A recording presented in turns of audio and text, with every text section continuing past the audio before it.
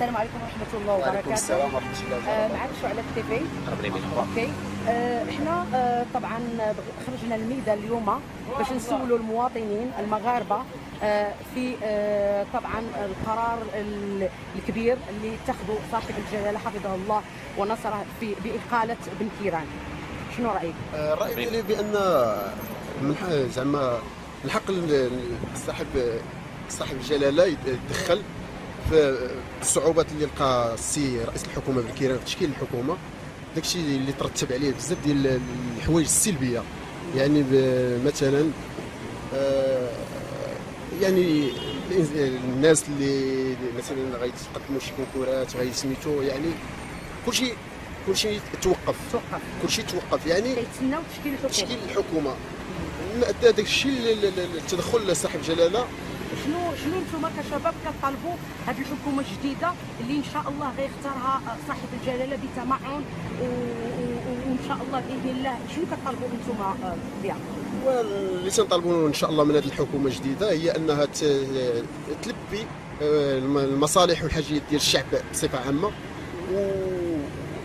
وتحاول تاخذ بيد الشباب باش يعني شنو نقول لك، باش ما تبقاش البطاله.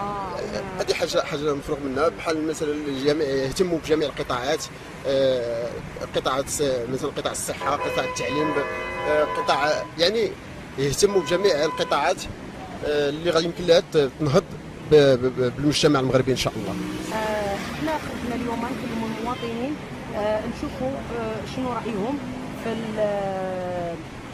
تنحيه السيد الوزير من منصبه السيد بن كيران، والقرار اللي اتخذه صاحب الجلاله في هذا الموضوع هذا. السلام عليكم ورحمة الله. القرار اللي اتخذ صاحب الجلاله كيبقى قرار في المحل ديالو، لانه هو اللي صار على الشؤون ديال البلاد وهو اللي كيشوف المصلحه ديال المواطنين. حنا كنتسناو من صاحب الجلاله ينصب شي رئيس حكومه جديد اللي تكون فيه المواصفات المطلوبه من هاد المواطنين. كنتفائلوا خير ان شاء الله. اما بالنسبه للاحزاب السياسيه ولا هادشي اللي كاين، ما شي هذا بيزار.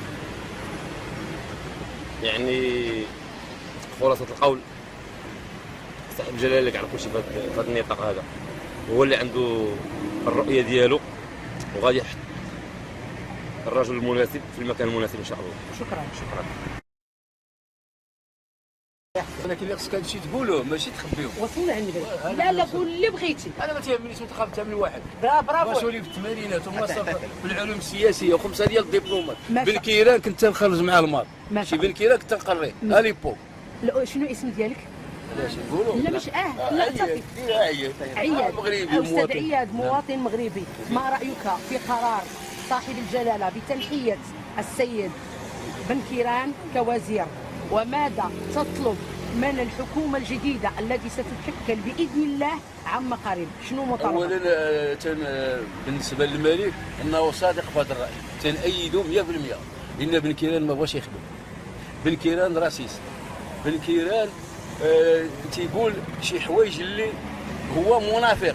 تنظن انا الشيطان عنده مبدا، والشيطان الحاله باش قال الله انا غندير الحزب ديالي الى ريزون.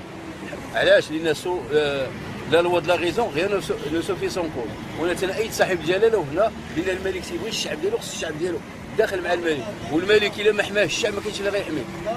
ما كاين لا وزير لا هادي، ما كاين لا وزير لا والو. اولا بن كيران كتهضر على التوظيف، علاش ما تنوظف بنته ويخلي بنات؟ الا كان تيقول لك بان انا بنات الشعب كاع كيف كاع الناس ولا الشعب كاع كيف كانت هو زعما تكون واحد ليغاليتي، واحد المساواه، واحد حنا كنا ولاد الشعب وكنا تنبغيو هذه البلاد وكنا يعني تنأثروا وما تنبغيوش هذه البلاد.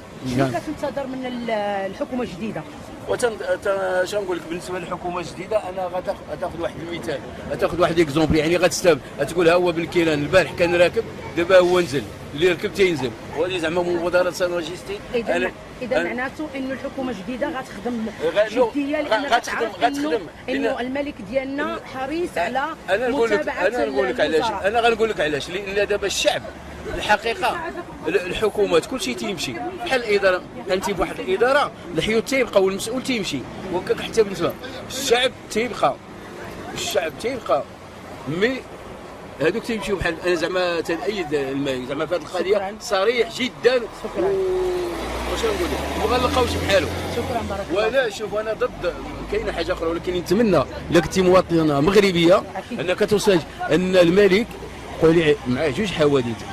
كنت غندير كسيده وضرب عليها الفراندوم فوت يدير ليها، يعني لانه لو كان خدينا شي مجرم اخر غيضربني بحال اللي هذاك مواطن اللي قال لي انا هذه تنأيد هذه الصفه الحميده بصح ماجستير. ولكن جو في بلي انا موظف عادي ما بغيت لا كريمه لا فيلا لا خسر، بغيت غير راسي عمر، وهذا الشيء اللي كاين وشكرا. ولكن نتمنى هادشي